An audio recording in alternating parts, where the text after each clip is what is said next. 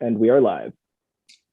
Thank you and good afternoon, everybody. This is the Vermont State Senate Committee on Institutions. Today is January 13th, 2022. I am your host for today's events, the chair of this committee, Joe Benning. I represent the Caledonia Orange District, which is all of Caledonia County and the 6 northeasternmost towns in Orange County. Present with us today is a full committee: Senator Mazza from Colchester Grand Isle, Senator Parent from Franklin County, Senator McDonald from Windsor County, and Senator Ingalls from Essex Orleans. The topic of our discussion is a spillover from yesterday, where we were hearing from various residents of the town of Newbury with respect to a proposal that is before that town.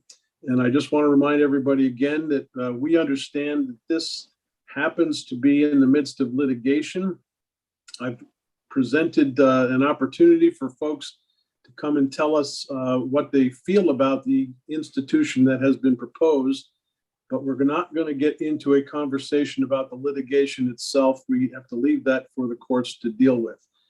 And again, as we go through testimony, just to remind folks, we are on YouTube, where anybody can be listening in at any point in time. I ask people to try to keep their comments as low level as possible, so that if you're using some terminology that folks might not understand, I may interrupt your testimony and ask you to explain what that is. Having said all that, my understanding for the committee is that we have 2 citizen witnesses left. There was a third that was listed, but he will not be testifying today. And then we're going to shift the conversation a little bit out of the town of Newbury and have a more general conversation.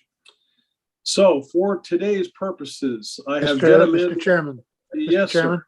As a point of order, before I apologize for interrupting. As a point of order, I'm aware that all Celtic names sound the same, but I am actually Senator McCormick, not McDonald. Just I apologize for that, and I'll tell you exactly why that happened. I was this morning at 8 o'clock on with Senator McDonald in Elkhart, and I think my brain is still stuck on the Elkhart committee meeting this morning. So I will add. Let's not vote on that issue. I will add that Senator McCormick took that better than I would. Yeah. One Scotsman, another Scotsman, who knows? Oh, no. Now you're Irish? Yes. Okay. Now I'll take offense. Getting back to our schedule, yeah. Jetta Mandel Abramson, you are a citizen of the town of Newbury. You were here with us yesterday. I apologize to both you and Tristan for not being able to get you in, but the floor is officially yours. Thank you so much for allowing me to speak today, Senators. I really appreciate the opportunity. I just want to give you some background information, I guess, on who we are. My name is Jetta Mandel Abramson. My husband is Claudel Sherry. We are a Black and woman-owned regenerative agriculture saffron farm. Our property is 51 acres. We have abutting, road frontage on both Stevens Place and Fish Pond Road. So we are essentially the gatekeepers to the Stevens Place property, the Beckett property, which does mean that we see the goings on every day of folks coming in and coming out, and will be directly impacted by this proposed facility on a number of different sort of aspects, I guess. We are an S corporation, which does mean that we have shareholders. We're privately owned. We have, of course, not traded on an open market. We're a privately traded company. We did this so that we would be able to provide economic opportunity to underserved populations, mostly the Black community of that we live with. My husband is Haitian and an immigrant, and we have a lot of shareholders who are Haitian. And a lot of other Black American shareholders, as well as women and queer folk. So we are, an environmentally responsible farm And we are also a socially responsible farm. We're trying to bridge the economic gaps in a lot of different ways here for folks underserved and underprivileged communities. We basically, as a saffron farm, I'm not sure if any of you are familiar with saffron, but it's incredibly labor intensive. There's no way to mechanize the harvesting or processing of saffron, although there are ways to mechanize the planting of saffron. No way to actually do that mechanically to harvest or process. So we do this all by hand. It takes 175 flowers per gram of saffron, and every flower that blooms in our field has to be picked that day. It's only viable for one day. It also then has to be processed that day. So when we're in full production on our farm, which we do plan on expanding, we're at currently 1 acre, but we'd like to be able to put in maybe up to 10 acres of saffron on our farm. We currently have about 10 to 15 employees per day working 16, 18-hour days during our harvest season, which is a lot of employees, and that's just for 1 acre. So we have a goal to be socially responsible. And that goal is to put cabins throughout our property so that our employees can live while we're harvesting, which is only 1 month a year, but they can live here for free without having to go, find housing elsewhere, or, have to worry about taking the money that they're earning on our farm and spending it on things like housing or electricity or food even. Part of our plan is to be able to provide them with all of these basic needs while they're here working on our farm. And in this sort of vein of, having these beautiful cabins for our employees, of course, we only need employees just a few months out of the year. So for the rest of that time, we, of course, will be, Airbnb-ing them, or doing some sort of rental for these cabins, so that people can do farm stays and learn about regenerative agriculture, and perhaps take culinary classes, or have retreat spaces for whoever wants to rent out our beautiful little agro-tourism space that we have on our farm. Which of course is all in line with CD10 zoning, which is where we live. We are conservation district, and that's exactly what we're trying to do here. Conserve the land, use the land, but also give back as much, if not more, than we take from it, so that we are actively restoring our environment. So basically, most of our employees are thus far Black, and it has been brought to our attention that these people won't come back to work for us if there is this proposed juvenile detention facility up behind our house. It has created a lot of fear in our employees, which is really detrimental to our business, because we need so many people working while we are harvesting saffron, and there just aren't that many people around here to actually do the work that we need done. It's been really difficult for us to find local folks to actually want to come in for a month or two and just, put their nose to the grindstone and really dig in. So it's been really important for us to be able to bring in people that need the economic help, but also, that are willing to spend a couple of months here to really help us do what we need to do, which is harvest and process saffron.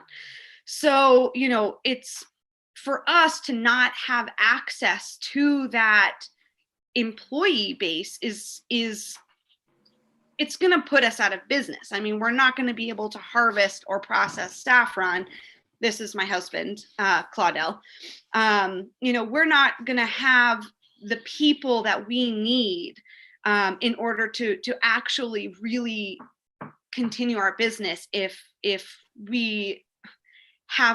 we're dealing with essentially, a maximum security juvenile detention facility behind our house.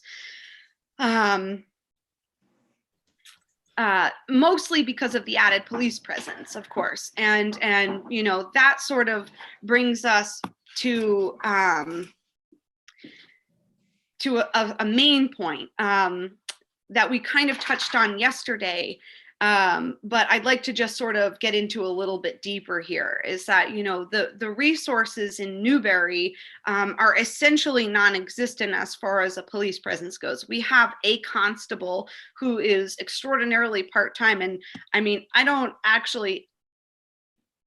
have dogs. I'll just say this very quickly. I have dogs, and occasionally they will go adventure out, and I need to call the constable, who is also the animal control officer. And, there have been times where it's taken him 2 days to get back to me about my dogs, who I found, or came home. So it wasn't a problem, but still, like, that's just a small personal example of the the reality of having a part-time constable in your town.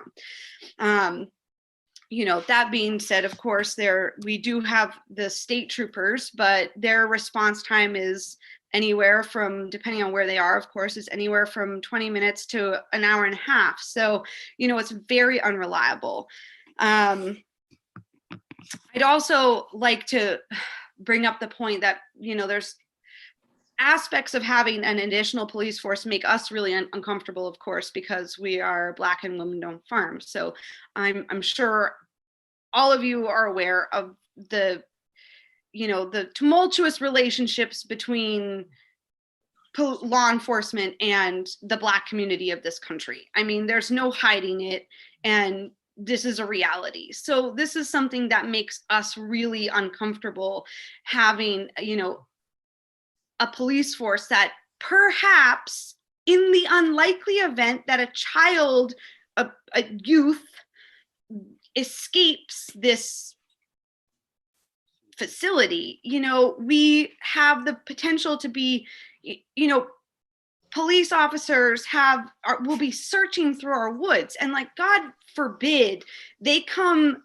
across one of our employees in the woods and get freaked out. And I mean, what if something happens to one of our employees because there's an escaped youth from this facility behind our house? I mean, it is a terrifying vision, and something that we really would just, of course, love to avoid in the first place. Jetta, can I just jump in here for a second? Sure. Yeah. One of the obstacles in front of us is that this planned proposal came through our committee at least a year ago now, and went through with an understanding. We don't have the power to call it back and bring it back to prior to the time it was actually proposed. I am assuming everything that you're saying here has been presented at the town level when the Development Review Board was discussing this. Am I safe in that assumption? Yes. Okay. I'm trying to channel the afternoon's conversation to make sure we hear people. And believe me, I understand the irony that you guys are pitching this to a committee of 5 white guys. I was going to say all old white guys, but Corey's still thinking he's young. The upshot, though, is that we've only got limited capacity at this point in time. And as I tried to say yesterday, the fact that it's in litigation sort of puts us in a minefield, because once we attempt to try to manipulate that in any way, shape, or form, we are way out of line with what our responsibilities are.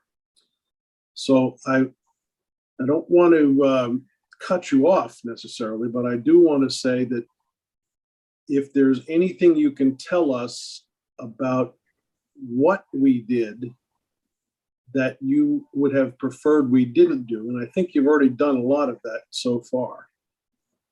But I'm trying to allow for an expression of concern and then move forward from there, because we do have limited power to affect what has been done. I just wanted to try to channel this discussion somehow. And I do understand, again, we have limited time to work in this afternoon. So I'm not sure how you're feeling about everything I've just said. I don't want you to come away feeling like you got cut off and thrown out the door. No, I totally understand. I totally understand where you're coming from. I will just add just a couple of more remarks. I had a phone conversation with Anson Tebbets, Monica Hutt, Judy Rex, and Jennifer Micah in July. And, to express a lot of what I just expressed to you. And, in that conversation, it was very interesting because I think it was Jennifer Micah, although it was a long time ago. And of course, this was over the telephone, so I wasn't visually having eyes on them. I think it was Jennifer Micah that said something along the lines that, they had committed to 6 beds at the Newberry facility with 0 expansion. And she kind of laughed and said that, she almost didn't even know why they were going through with this in the first place, because 6 beds wasn't going to be a significant enough facility for the future. So, I have that conversation, recorded, and I would be happy to share it if anybody was interested in that. But it was one of those points where it was like, well, if a 6-bed facility, which you've committed to and you're promising you're not going to go over, is going to be too small of a facility for, the long term, which might even just be 2 to 5 years from now, it seems pretty significant that, maybe investing, $3.5 million taxpayer dollars into this bed and breakfast, which will never be a bed and breakfast again after these renovations are done to it, or even a family residence ever again. It would seem that there would be a better allocation for taxpayer funds. I'll also just add very quickly, and then I'll be done, that something which was brought up yesterday during the first town meeting, informational meeting for Newberry. Jay Walter did say, we've never had the opportunity, frankly, of having a secure program. Jeff Karen said shortly after that, I haven't worked on a project like this in any other state. And then during the Act 250 hearing, the architects testified that they have never designed a secure facility, which, does lead us back to those concerns of safety and security. So in the DRB hearing, also when security was brought up, the town has, we still have not yet seen a plan for their security system that they've promised us. And Beckett's compliance officer, Laura Safro, said during her answer that what we think is unique about our plan is we've added this response team, and part of the design kind of came from Fish and Game. Like Fish and Game had the search and rescue teams where they trained a number of people, so they did search and rescue. They could call upon that to bolster Fish and Game. Along that same idea, having that team in the event of something unusual, we would be able to respond with extra people to do the search.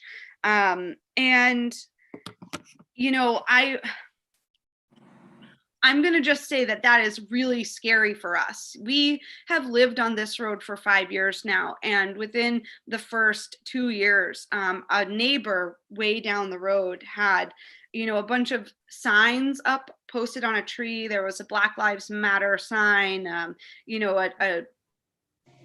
LGBTQ sign, and that Black Lives Matter sign, since we've lived on this road, has been ripped down twice.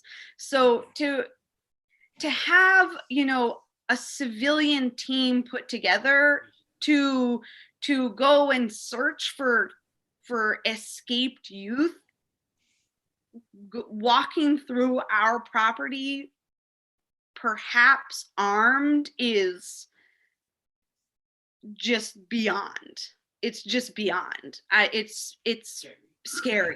And with that, I thank you all very much for, listening to all of us speak, and, especially for hearing our side of the story today. It means a lot, and I really appreciate it. So thank you all very much. Thanks for coming to Institutions, and best of luck in your farm expansion. Tristan, I'm coming to you. The topic is well known. You've sat patiently through all day yesterday and today. And I think you know the ground rules of what we've got for kind of jurisdictional walls surrounding us, but the floor is yours, sir.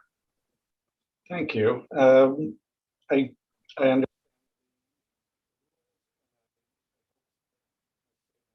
I don't know if anybody else is having problems hearing you right now, but I'm having problems hearing you. Is this better? That's better. Okay. Thank you. And Oh, you went out again.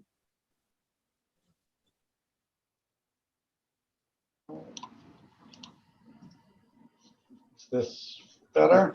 It seems to be when you turn your head to your left that your sound goes out. I don't know what that means, but right now I can hear you. All right. I think I've fixed that. I understand the ground rules, and I hope that I'm able to just provide some facts and information. So good afternoon. My name is Tristan Escalada. My wife, child, and I are abutting landowners to the Beckett property in Newbury. Thank you for inviting us to speak on this issue. I am a co-founder and principal engineer of a technology company deploying our own state-of-the-art wireless mesh communication systems in challenging rural environments in over 25 countries. So I can offer a bit of an expert opinion on what Laura Saffo from Beckett describes as their state-of-the-art alerting system that will be used to notify residents of an eventual escape of a dangerous youth from the proposed facility. This problem is a system of the brick and mortar facility, so I believe that it is relevant to this community. As mentioned before, the lack of cellular service, dense forest, and mountainous terrain that this building sits on makes it a particularly difficult problem to solve. In response to the concerns raised at the DRB hearings about this particularly unsuitable location for the facility, regarding these issues, the solution proposed in the end for the alerting system is that Laura Saffo will drive around to people's houses and let them know that a potentially dangerous criminal offender has escaped. Like many Newbury residents, I spend a lot of time on my land, out on the trails instead of in my cabin. So it could take a while for her to find me on my land. I calculated that if it takes 45 minutes for her to find me, then by that time, an untrained running 17-year-old who has escaped could have run to any property in Newbury. And I picked 45 minutes for my analysis because, as was discussed yesterday, that's how long it may take emergency services to arrive at this facility from the closest staffed police barracks. And I'm happy to provide the committee with all of the data, studies, and analysis to back up these facts. So while someone is driving around looking for residents one by one, and the police are driving to Newbury, the escapee could literally be anywhere in Newbury. For the residents that do have cell service and have been notified remotely of the escape, the town will be on high alert looking for any kid that they don't recognize during this time when we as residents are on our own without the support of emergency services. This will be a very dangerous time for my child, all the children of Newbury, and the person who escaped. Realistically, because of the lack of cell service, anytime my child is on his own land outside of cell range will actually be a dangerous time.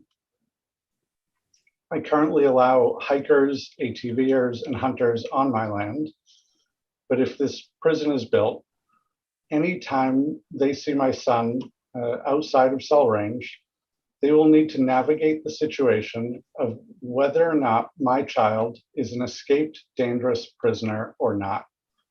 Am I to just hope that every time this scenario resolves itself with the assumption that someone is not currently driving up the mile-long driveway to warn them that there has been an escape? And that's a coin I never thought I would need to constantly flip when I bought my land in this quiet rural conservation district. And speaking of my land, I would be happy to invite everyone on this committee to come visit my 100 acres of dense forest abutting the proposed facility. I would love for the members of this committee to have a chance to see firsthand the beautiful land, challenging hiking and ATV trails and wildlife that our DRB, zoning laws, and citizens have created and maintained for hundreds of years by following our own town plan. I will be honest though, and I'm sorry for jumping around. As an engineer, my job is not to look at a problem and say it's insurmountable. So when I look at the challenges facing the Newbury facility, I do see solutions. However, the solutions I see will take years to develop, deploy, and many, many millions of dollars of investment above the current proposal. The simpler solution, of course, is to put the facility in a location with emergency services, cell phone coverage, and a much more forgiving terrain surrounding the facility. Perhaps even a location zoned for such a facility to avoid the community rejection, as was seen here by the unanimous rejection by the DRB and the 93% rejection in the townwide survey. I appreciate a good challenge, but sometimes the best use of time and resources is to step back and reassess the problem. How do we put a facility in Newbury is the question that has been met with constant opposition, delays, problems, rejection, revision after revision to the plan, an unknown final cost. If I were the engineer working on this project, I would ask the question at this point, given what we know now, what are the requirements for a facility location, and then where in Vermont best meets those requirements? What we have learned here is that there are more requirements for the placement of this facility than had been previously realized 2 years ago when the Newbury site was chosen. And here is my site selection criteria requirements, given all that has been learned from the Newbury proceedings. Proper zoning, adequate emergency services, so that's police, EMS, fire, and adequate infrastructure, roads, internet, water, and cell service. These are the requirements which this site either outright fails to satisfy, like zoning, or makes it prohibitively costly to satisfy. These requirements must be documented and used to find a location which best meets the requirements of such a facility. A properly chosen site with all of the newly learned requirements taken into account should be far easier, faster, and cheaper to get operational. And at the end of the day, that is what everyone wants. In this entire process, I've never heard a single statement from anyone on either side that was not out of concern for the youth, safety of the residents, or environment. And how many years do we watch this boulder continue to be pushed up this hill while youth wait in hotel rooms? I know the stress and emotional toll it has taken on the community, but I cannot imagine the toll it has taken on the youth. We must find a sustainable solution that is safe for them, the employees, the community, and the environment that can be implemented quickly. So thank you for giving us the time today to discuss all of these concerns. I know, you have your process. So thank you. Tristan, appreciate you coming along. Committee, any questions for either Jetta or Tristan? I appreciate you guys coming back today. Sorry again about being bounced from yesterday. We'll see how things go. And hopefully at the end of the day, everybody will be coming to some kind of a satisfactory conclusion. But thanks for joining us at Senate Institutions. I have to shift gears at this point. We're going to broaden the conversation to get beyond the town of Newbury. And Tristan, Jetta, you're welcome to stick around and watch how things proceed, but I've got to shift to other witnesses at this point. Thank you all for coming. Alex, I am ready for our next witnesses if they're here. They are indeed. I will let them in right now.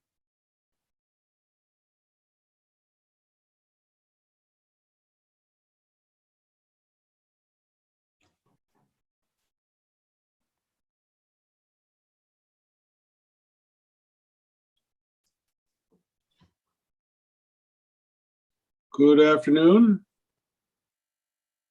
Good afternoon. We're kind of shifting here midstream to broaden the conversation out a bit from our previous discussion that involved the town of Newbury. And we are now talking about secure facilities for justice-involved youth. I had been approached by the State Employees Association legal counsel and asked for some time to talk about concerns that employees have with respect to facilities. Conversely, I've also been approached by the state to talk about things from their end, and I'm trying to give everybody a little bit of time to educate us on what's going on out there. The first witness I have on my list, and I don't necessarily want to hold anybody to this particular order, but Patricia Casanova, I think you are on the screen, although I see you as Trissy. Yes, I go by Tracy's my nickname and my preferred name. Okay, well, Tracy, first off, I'm hopeful for you that that's actually the background of where you're at right now. But assuming it's just one of those things you throw up on the screen and you're suffering through the middle of winter like every one of us, welcome to Institutions. And I ask each witness as we go forward to simply identify themselves. Let us know a little bit about you and how you fit into this picture.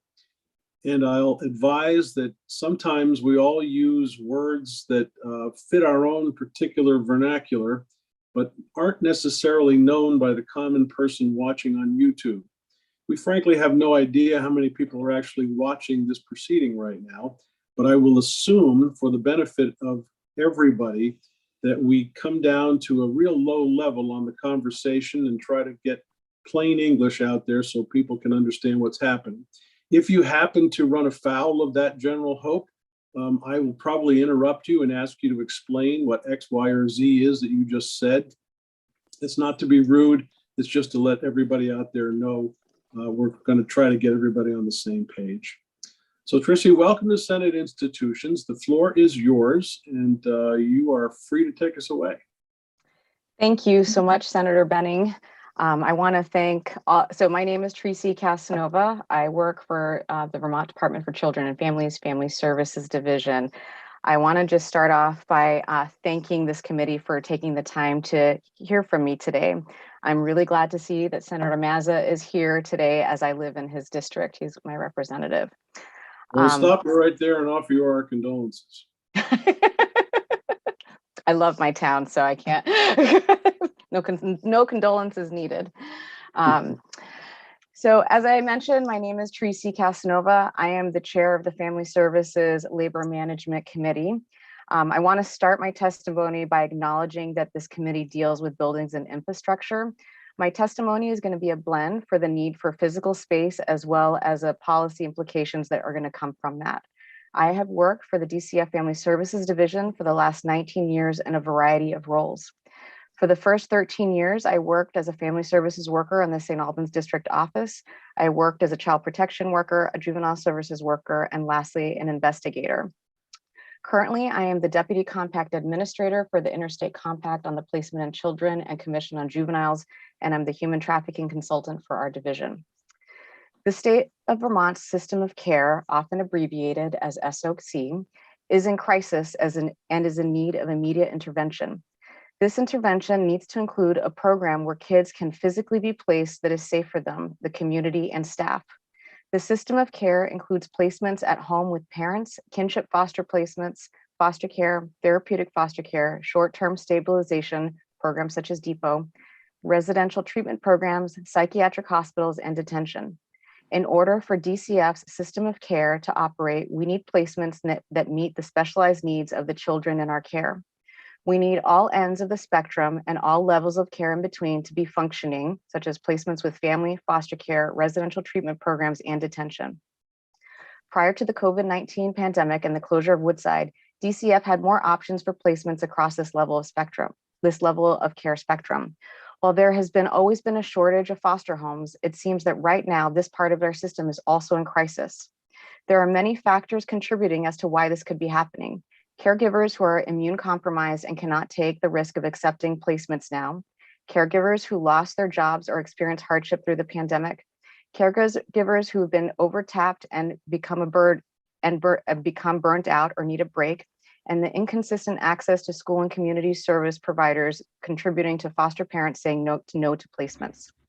We do not have enough foster homes who can meet some of our special needs of youth we are serving, as our children and youth are in crisis right now.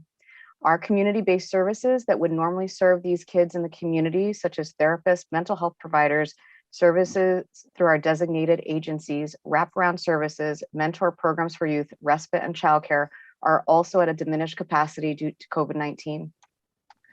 When Woodside closed without another program ready to take the delinquent population, it created a significant gap in our system and bottleneck in other parts. Kids who previously would have been placed at Woodside are now being placed at DEPO, and those who cannot be placed at DEPO based on the severity of their behaviors and or because of diminished capacity are being staffed at a variety of locations. Those youth in our care without placement, wondering where they're going to go, in the same way we are scrambling to find solutions for where to place them, and they deserve better. That is causing a significant gap in our system and data reporting. DEPO has become our only staff secure placement for high-end system of care youth and children. They are serving kids. Just so I can jump in right here.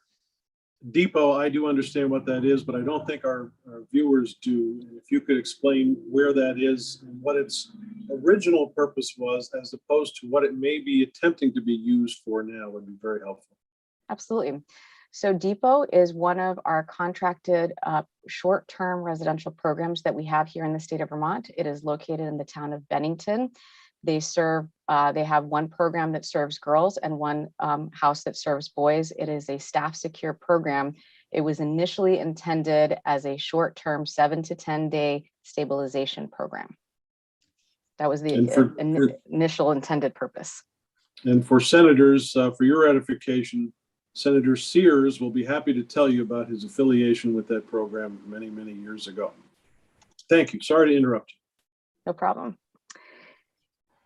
DEPO has become our only staff secure placement for these high-end system of care children or youth. They have been serving kids who have acute mental health problems and youth who have significant history of violence and criminal behavior.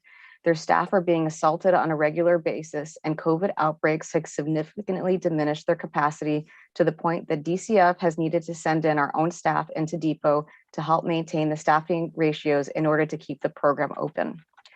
Last week, you heard that only 4% of youth that DCF serves are delinquent. Unfortunately, that data does not fully capture the population we are serving. The population we are serving includes youth who are engaging in violent and delinquent acts, not limited to the use of firearms and drug trafficking. Frequently, there are stipulations made in court that change the youth status with the department. Sometimes those youth are now in our system and are captured as beyond the control of their parents or guardians based on these stipulations. Those stipulations don't change the behaviors they are exhibiting or the risks they pose to themselves or others. In January of 2020, a family services worker from the St. Albans District Office was sexually assaulted by a youth in DCF custody who was being staffed at a hotel due to a lack of placement. After this assault, a team of family services staff, formerly referred to as the Sweet 16, was formed. Their roles range from family services workers, supervisors, directors, and numerous central office staff, myself included, to help staff high-end system of care youth who are without placement. DCF also created a process of high-end system of care huddles and meetings that include a minimum of 6 staff to include central office consultants, directors, supervisors, operations managers, director of operation, our deputy commissioner, and workers. This totals up to about 15 to 20 staff per meeting in order to brainstorm out-of-the-box ideas as to where these children or youth could be placed on an interim basis. One youth alone required 32 meetings. Safety for these youth, staff, and community have to be taken into consideration, and many times one of those entities' safety was compromised. Since then, Family Services Division staff have provided over 400 hours of staffing high-end youth who did not have an identified placement. Those staffings were taking place at police departments, Yellow House in Hyde Park, hospitals, or Horizons Apartment in Bennington.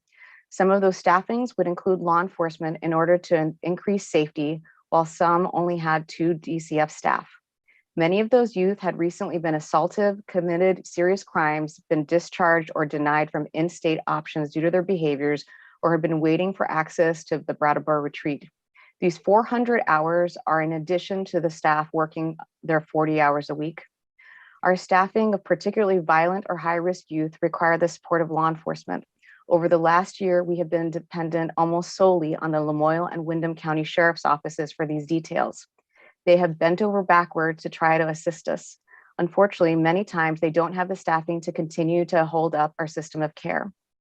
We have in essence been using them for safe and secure detention in alternative settings.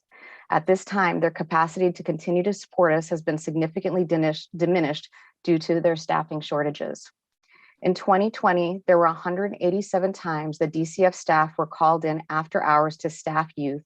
And in 2021, DCF staff were called in after hours 170 times to staff youth. Many times these youth were staffed by the high-end staffing team. However, when there was not capacity within that group for staffing, these requests for staffing would go out to the Family Services All email alias.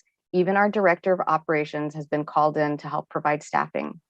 When we have to sit with youth at police stations and hospitals and other locations, it puts further strain on other systems within the state of Vermont that we rely on. It also strains our relationships with community partners when we are occupying a bed at a hospital that is likely needed for someone else or occupying space in a police department.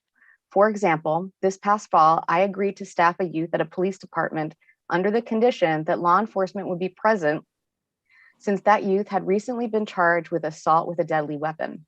Within a few hours of being there, I was told that the police department did not have the capacity to sit with us due to their own staff shortage. And if they got a call, myself and that youth would be moved to the lobby to sit with this youth alone. I did not feel safe when that happened and requested that another worker be called out to sit with me so that we could provide a 2-to-1 staffing for this youth.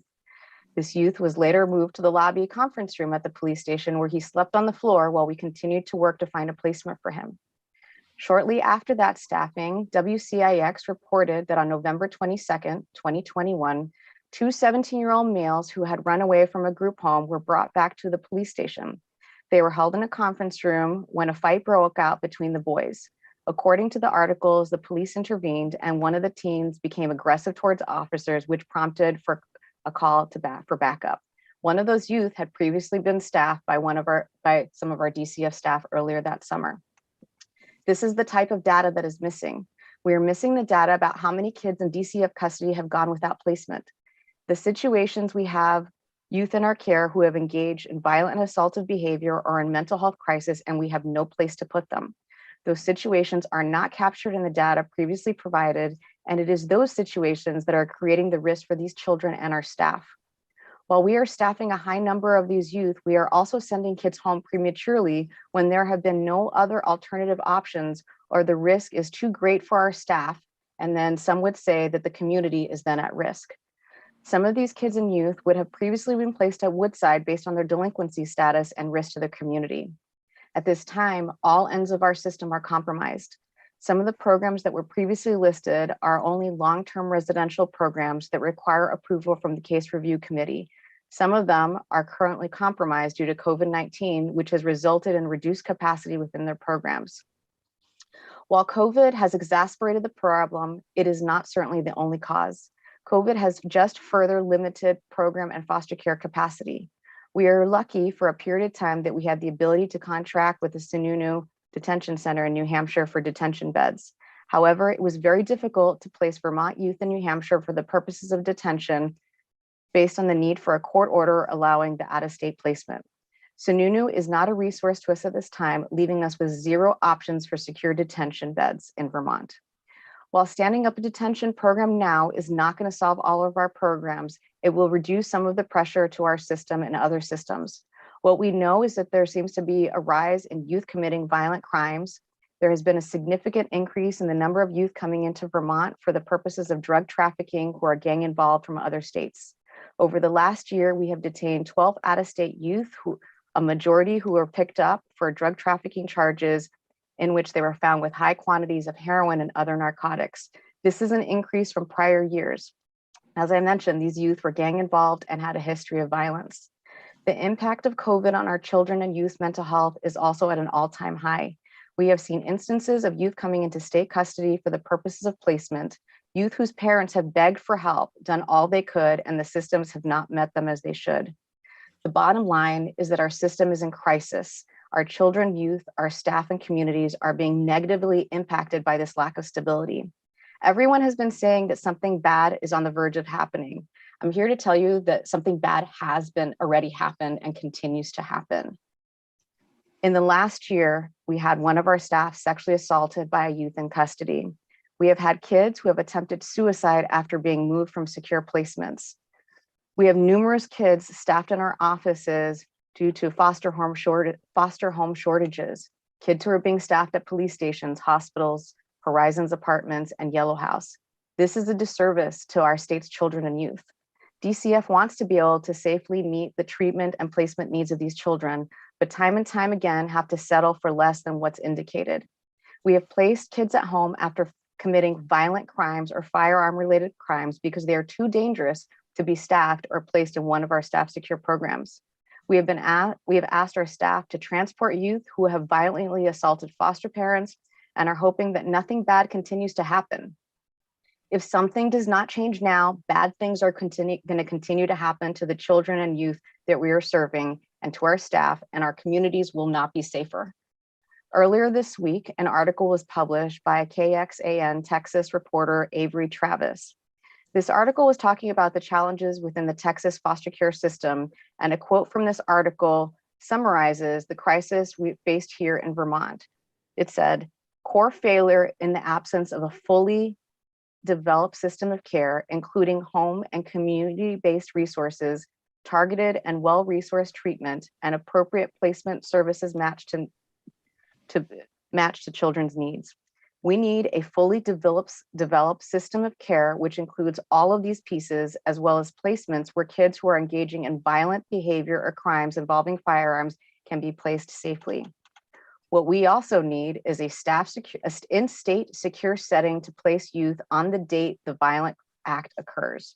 Recognizing this takes time, but we absolutely cannot carry on for another year under these circumstances. We need a stable and adequate location in the northern part of the state that can meet most of the basic needs for storage, beds, clothing, shower, hygiene products, and basic activities to pass time. We need multiple programs that match risk level, safety issues, and treatment needs.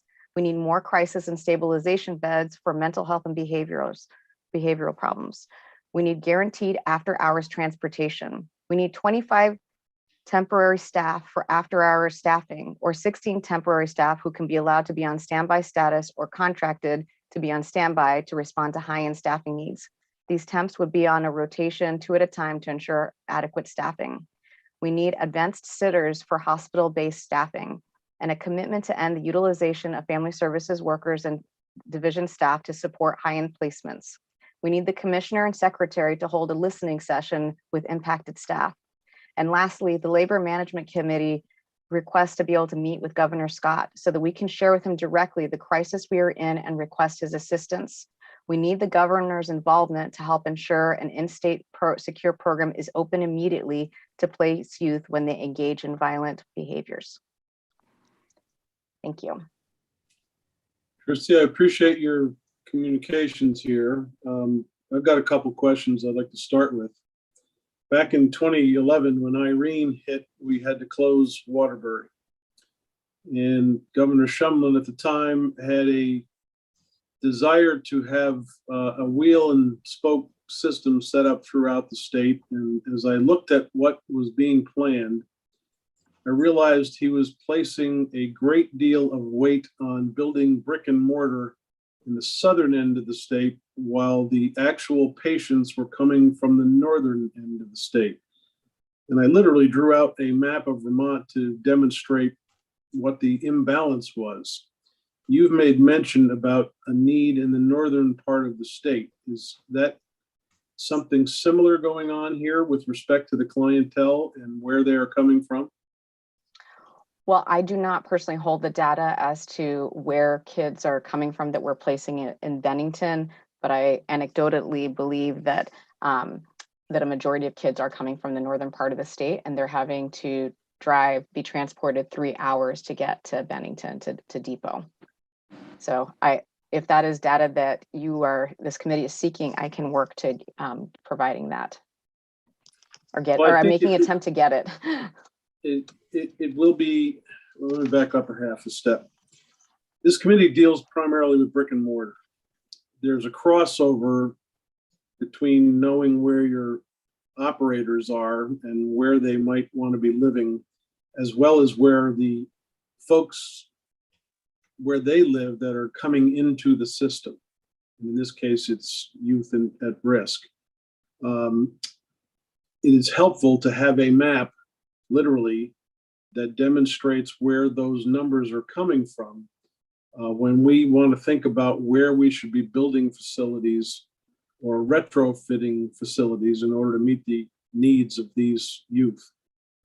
So that would be helpful information. I also want to relate, though, that this is one committee only, and there are several committees that talk about not just the personnel, but the money going in different directions that may need to be had in order to accommodate. This committee, unfortunately, only has about $124 million in its budget. And it's primarily for all state brick and mortar, and that becomes problematic for some of the requests that are obvious here before me anyway, and what we need to do. So anything you can give us by way of a plat, if you will, of where the state clientele is arising from and where the facilities are that we now have and where they'd be desired. If such a document could be created, I'd love to see what that looks like. So I don't currently have that information, but I can work on seeing if that, if we have that information, and if not, coming up with that for you, Senator. I appreciate that. And I did not expect you to bring that with you today, by the way. Committee, any questions for Tristy? I see no hands. Shannon Violet, is that how you say your last name? Violet like the color. Violet like the color. Yes. You are a case aide with DCF. I am no longer a case aide. I used to be a case aide, but I'm currently an FSW out of the St. Albans office that does investigations and assessments. Okay, so when you say FSW, could you tell us all what that actually means? Yes, it's the designation of basically the social worker or family services worker, as we refer to it, as the on-the-ground workers who are doing the work in the communities. Okay. The floor is yours, and welcome to Senate Institutions. And I thank you so much for allowing me the opportunity to be here.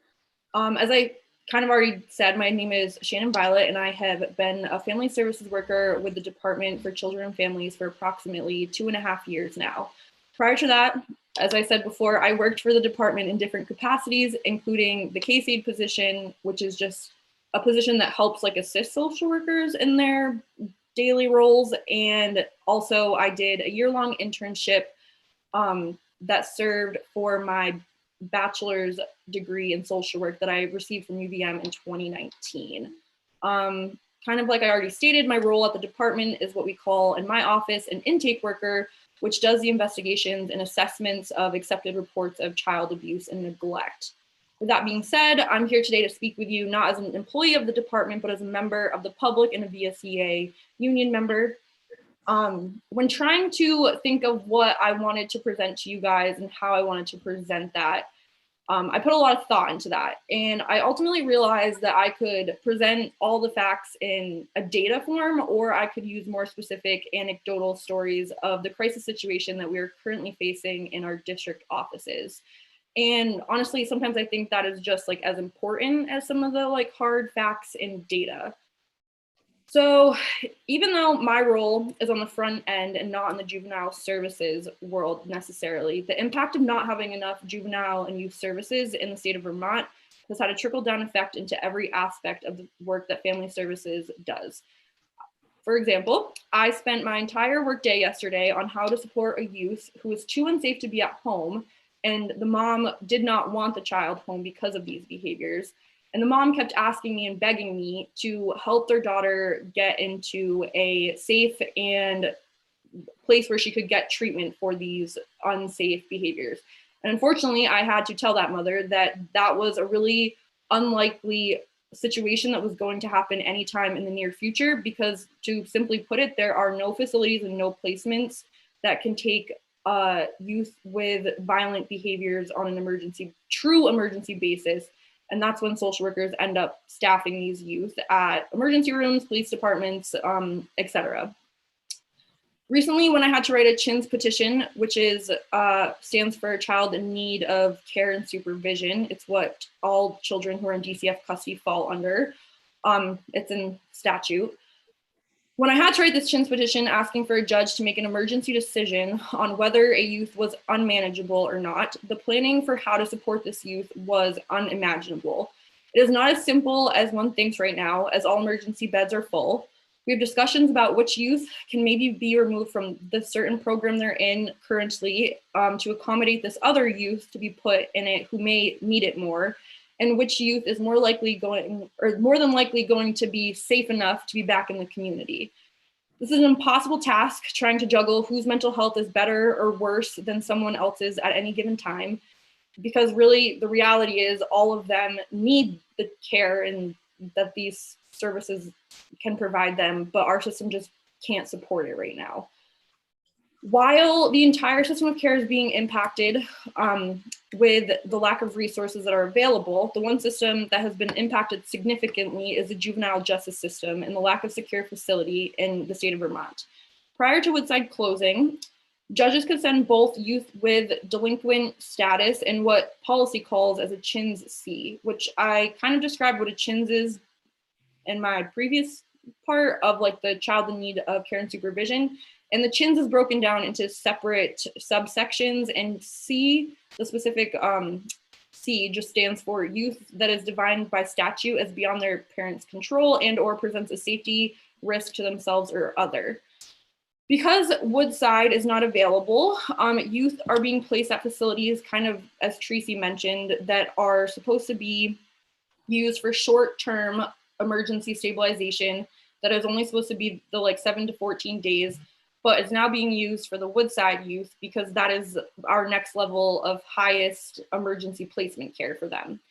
Our stabilization programs are in no way equipped to be staffing youth with violent behaviors safely. These staff are not trained to work with these youth, and these facilities are in no way a secure facility.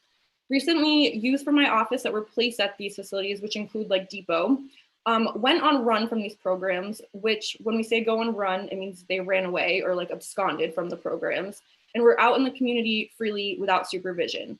Youth who are involved in the criminal justice system in general and in the child welfare system in general are at a statistically higher rate of becoming victims of trafficking, assaults, other crimes, etc., when they are out in the community like that on the run. It's not a safe option. Having staff that have little to no training and working with youth that have violent behaviors and these youth are staffing these exact youth that have violent behaviors, it's a dangerous situation because it takes a certain skill set to be able to manage those specific youth. When we aren't trained for that, or having people who aren't trained for that staff these youth, it puts the staff and the youth at a very great risk because it's just not a safe situation. Many youth that are involved in our system of care have experienced an unimaginable amount of trauma in their short lives. We see it every day in the cases we work, sometimes passed down for generations. I've done enough training in chronic trauma and neglect to know that most youth and people who experience this amount of stress live in a state of fight or flight constantly. Someone who is constantly feeling under stress like this can ultimately lead to poor executive functioning and reasoning skills, along with coping skills. And people can resort to feeling like they need to protect themselves. And at times this can look violent. Our youth are not exempt from that. And that is, we don't have a place to support them. Do I think that youth with violent behaviors mean to be assaultive? No, but I also don't think that it is appropriate necessarily for those youth and our workers to be staffing them without the necessary experience for that. The unfortunate reality is that as long as we have youth who display violent or aggressive behaviors, we need a secure facility. When our only true secure facility for these youth was subtracted, nothing comparable to that level of care was added. The remaining system of care was expected to take on that weight, and it was unfortunately an unrealistic expectation. Because youth with violent behaviors need a higher level of care, they're being housed at some of the emergency stabilization programs, which again are not meant for that, including when kids are there for a long time, there's no schooling option, no therapy options that can be provided to them, which is also not great. The youth who needed those stabilization programs are being shuffled in and out of foster homes, staffed in hospitals, or sometimes in police stations. I know a specific time when a youth had become assaultive towards hospital staff, was also self-harming, and ended up needing to be put in a chemical restraint to maintain the safety for the youth and the staff in the emergency room. The youth was kept in the hospital even after they were medically cleared because there was nowhere safe for them to go. We definitely put a large amount of stress on that relationship with that specific hospital, which is a constant worry that I'm facing, working with some of our community partners as we continue to put these strains on these relationships. And I worry that unfortunately, if we continue to do that, it's going to put us in a situation where they're less likely to want to work with us in the future. Despite the hospital pleading for us to find a safer place for this youth, we continue to keep them there as there was literally nowhere to go and they could not maintain safely in a foster home. With that, what that situation pointed out for me is this. As long as we don't have appropriate and secure facility for our youth struggling with violent behaviors, whether it be a family services worker, a community partner, or that youth, someone is going to get hurt. And people have been hurt. A recent event at one of our Vermont facilities supporting these high-end youth, a staff member was severely assaulted by a youth who would have been placed at Woodside with a cast iron frying pan. This severely injured this staff member and placed this youth at further risk of picking up criminal charges. This youth is currently being placed back in the community under DCF supervision due to a lack of a safe and secure placement for them. I don't really think I need to explain further how that situation greatly impacted the staff safety, youth safety, and now how it could potentially have a trickling effect into the community safety of the Franklin County area. Almost exactly 1 year ago today, one of my colleagues was sexually assaulted staffing a youth that was known to have sexually offending behaviors.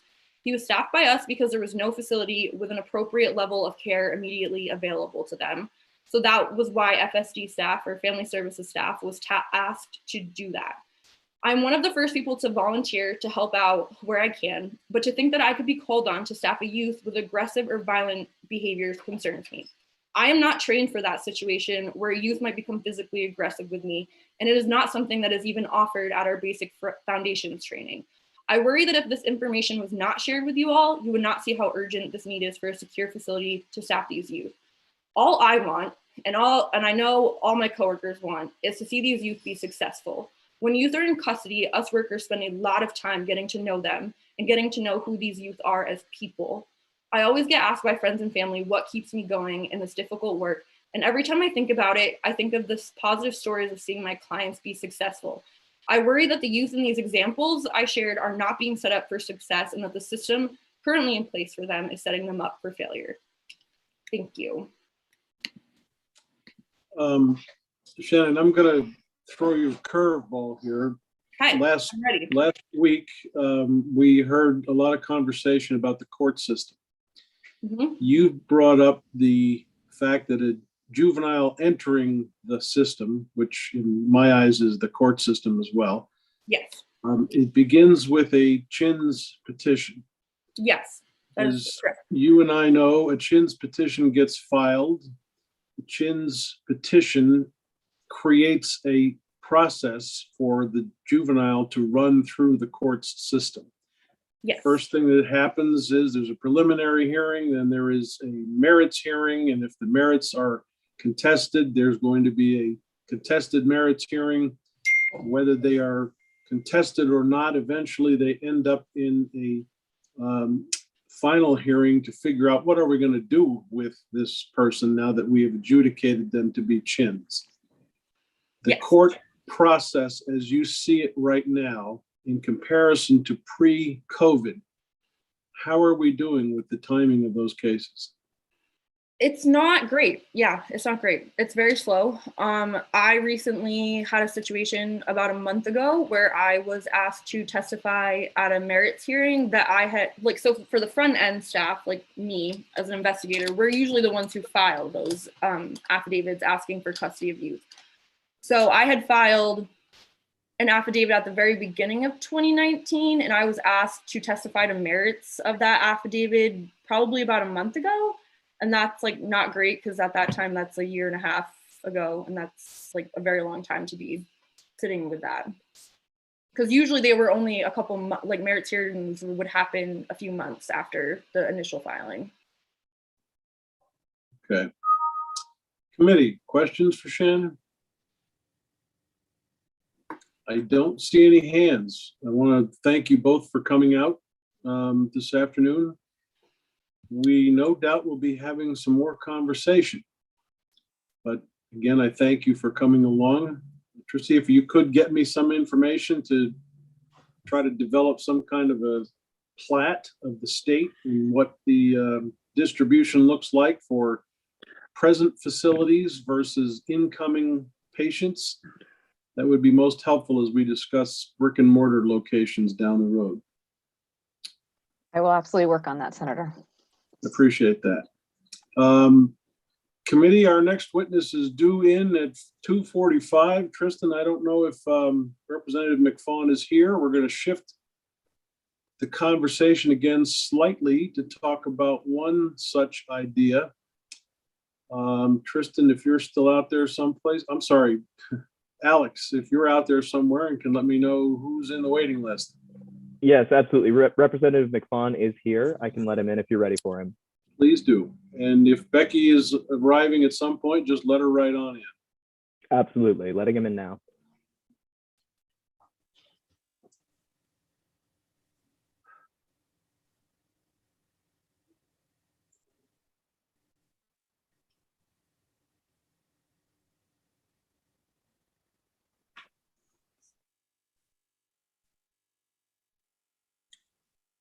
Representative McFawn, are you joining us? I can see you on my screen, but you're not live yet, as they say.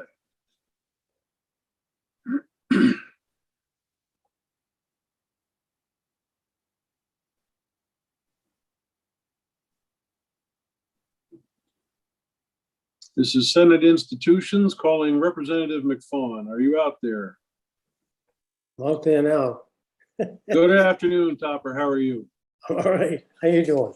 Good. Let me introduce you to the committee for why you're here. Representative McFawn has introduced a bill. We do not have that bill, but the topic of his bill is a piece of conversation that this committee is going to have to be dealing with once his bill works through the House. And even if it doesn't, it's part and parcel of the conversation we've been having and that we will be having to talk more about how to bring solution to all the problems we've been hearing about. So Representative McFawn, you've introduced H487, an act relating to a secure facility for justice-involved youth. I know you are skilled in testifying before committees and have listened to folks testifying before committees, but I give the same spiel to every witness who comes our way. We're talking about this subject at as low a level as we possibly can for the benefit of anybody who may be listening on YouTube. So if you talk about something that is in the vernacular of what you and I would normally understand, and I all of a sudden think maybe the general public doesn't understand what you and I are very familiar with, I may interrupt your testimony to try to get to the bottom of that and flesh it out for those watching. In the event that the committee has any questions, I'm sure you're more than capable of handling this motley crew of senators, but we will try to get to the bottom of why you introduced what you did and what you're thinking about with respect to this particular facility as a proposal. So with that, Representative McFawn, the floor is yours. All right, thanks, Mr. Chair. I appreciate you having me here to talk about H487. Why is the bill necessary? The facility that we previously served justice-involved youth at in Vermont was called Woodside, and that's been closed because it was determined that it was inadequate to house these youth. It was also decided that it was appropriate for the Department of Children and Families to send these youth out of state to receive services until a permanent solution could be found in Vermont capable of providing these youth with appropriate services. We've been sending youth out of state for several years now to receive these services. Families do not have personal access to these youth unless they travel out of state, and sometimes that's a great hardship for people. In order to provide better outcomes for these youth, the Department of Children and Families over the past couple of years has been working to find a permanent solution to serve these youth in state. It was finally decided that the DCF, Department of Family, Children and Families, would work with an organization named Beckett. This organization happens to own the building in Newbury, which I'm sure everybody is aware of because of news reports. Well, plans to retrofit this building were drawn up and presented to the town of Middlebury for approval. The concept of having the facility in Newbury was rejected. The appropriate town board also rejected the application for permits to retrofit the building. It's my understanding now that these decisions by the town of Newbury are being appealed. In my opinion, we have spent enough money and time on this specific solution to this specific problem, and it's an ongoing problem. We don't have an appropriate facility right now to serve these youth in Vermont. The town of Newbury doesn't want this facility. There are other problems with this location as well. Supportive services. If I can just interrupt you, we have spent the past day and a half learning about all of those problems. And I do understand that we are in litigation. I don't want to branch into the litigation question, but I do understand that there is apt to be significant delay in anything with respect to Newbury if something actually happens there. So I'd like to speed up to the point where you stepped in and have suggested something else and get to why. Okay, that's I was trying to give you the reasons why I got to the point. It was because of some of the things I just talked about, and we already have a facility here in Vermont, and that's the facility in Windsor. The support services that I was about to talk about, that problem is essentially solved because Windsor has its own police force and they have Mount Scottney Hospital, which was fairly near to this facility. Of course, we'd have to look at compensation a lot, later on after we find out what that need might be. So since we already own this facility, my position is let's fill it up, staff it with state employees, and use it to serve these youth, at least on a temporary basis. Instead of spending the money, as you just said, on appeals and with a town that doesn't want this facility and already have denied the permits. So this is why I developed the bill with the Vermont State Employees Association. Committee, I'm going to open it up for questions at this point. Madam Chair, Mr. Chair, before we do that, I noticed on your schedule when I just looked at it, that you're going to get a walkthrough of the bill. So you don't want me involved in that. Is that correct? Well, you're welcome to tell us about that, but we are going to get a walkthrough if you needed to be someplace else. I think the walkthrough will do it. I'm ready for questions. Why don't we wait till the bill comes over in the Senate? I'm happy to do that, Dick. I mean, we don't know what the language is going to be if it passes the House. Why don't we wait? We can talk about that after Representative McFaughn's presentation. I'm waiting to see Senator McCormick's hand pop up here. I'm sure no? If you're asking, Mr. Chairman, I think sometimes we don't have a whole lot on our plate right now, and it could be a good use of our time to anticipate the possibility of the bill. But I'm not going to cross Senator Mazza on this if he doesn't want to do it. He has a point. We don't actually have a bill. Is that diplomatic enough, gentlemen? Well, we don't take up a bill until we have it in our possession. Why are we going to take up a bill from the House and we don't have it? I can ask Becky other questions without a genuine walkthrough. Topper, where is your bill right now in the House? It's in the House Corrections and Institution Committee, and I testified there yesterday. Okay. But they also take care of corrections and we don't.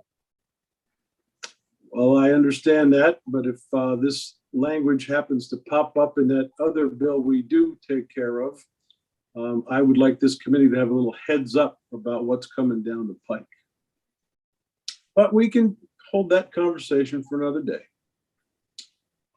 Any other questions for Representative McFaughan? Topper, I greatly appreciate you coming by here and wish you well in your endeavors back in the House. Well, I appreciate that. And I may just make one more statement about the urgency of this bill. When you get your walkthrough, you will see that in section 1, that is expressing the urgency that I see. I'm assuming that's in the findings. Yeah. Okay. Okay, thank you very much. Appreciate it. Thank you for coming. Okay. Our next witness is Thanks. scheduled at 3:15, but I am wondering if, Alex, you've got Becky in the room yet?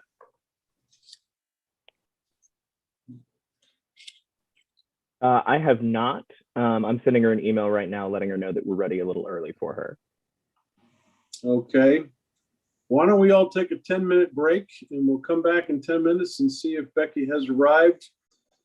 You can mute and stop your videos and we'll see you at, let's call it 3:05.